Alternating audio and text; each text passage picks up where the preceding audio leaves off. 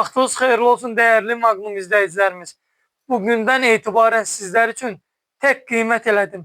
Yaxından götür zəhmət olmasa. Gördüğünüz şalvarlar razmer olanlar da var, razmer olmayanlar. Sadece sayılara göre yığmışıq, razmerlere göre yığmışıq. Tek kıymet elədim. 30 manat şalvarlar gel göster.